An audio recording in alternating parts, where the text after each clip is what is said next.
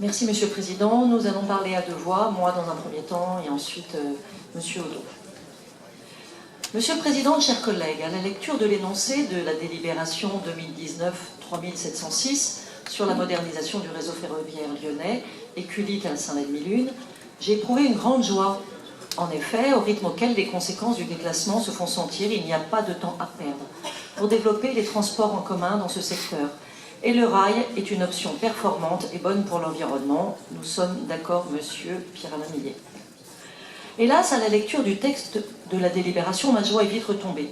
En effet, si on résume, d'avenant en avenant, d'études non suivies de réalisation en nouvelles études, on se retrouve dans la même situation que lors du CPER 2007-2013, bref, du REAL. La ligne Saint-Paul-Lausanne, empruntée par quelques 5000 passagers jour voilà une quinzaine d'années, compte actuellement moins de passagers jour. Inutile de vous dire que ces études sont top secret à la SNCF et que j'ai eu du mal à les avoir.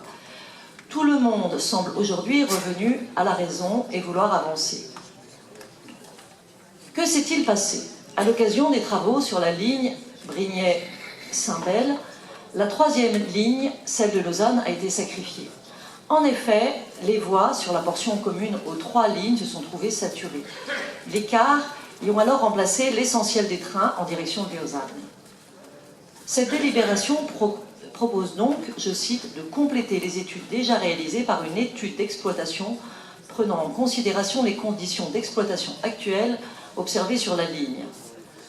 Est-il vraiment besoin d'études complémentaires pour comprendre que le doublement des voies entre Écully-Lad-Milune et Gorge de Loup, particulièrement au niveau du tunnel des Deux Amants, et l'électrification des voies sur l'ensemble de la ligne est indispensable au développement du transport par rail dans ce secteur d'Écully, d'Ardilly, Limonest, Dommartin et la vallée de la Zergue. Il ne s'est pas passé grand-chose sur ce dossier au début de ce mandat. Les aléas entre la région et votre prédécesseur, Monsieur le Président, ont été tristement préjudiciables au détriment des habitants et des entreprises de ce territoire. Le maire de Tassin, la demi-lune, dès 2014, lui aussi indiquait à la métropole, auprès de M. Abadi, l'importance de l'amélioration de la fréquence de cette ligne et des travaux sur les ouvrages d'art, ainsi que sur la voirie de sa commune pour permettre le doublement des voies ferrées indispensables au cadencement visé. Les besoins n'ont fait qu'augmenter entre-temps pour les potentiels usagers du réseau tram-train. Où est votre action ?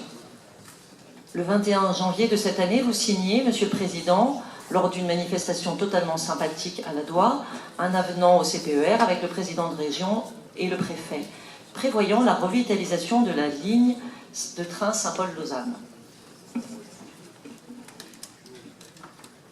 Comme nous venons de le voir sur la délibération du plan environnement et comme M. François-Noël Buffet l'a dit, ce dossier, dans le contexte de déclassement de l'autoroute et des enjeux climatiques et environnementaux, nécessite de forts engagements de toutes les parties concernées.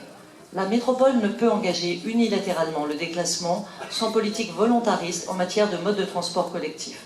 La qualité de vie des habitants du cadran nord-ouest et ouest de l'aire métropolitaine et le développement des entreprises de ces territoires nous l'imposent.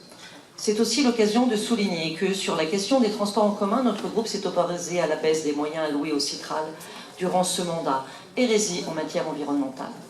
Vouloir compter parmi les grandes métropoles européennes, voire mondiales, nécessite une ambition autre que de simples études non suivies des faits en matière d'infrastructures de transport. Aussi, nous vous serions très reconnaissants, Monsieur le Président, de bien veiller à ce que la revitalisation de cette ligne soit bien présente dans le rapport que vous présenterez à Madame le Ministre Elisabeth Borne.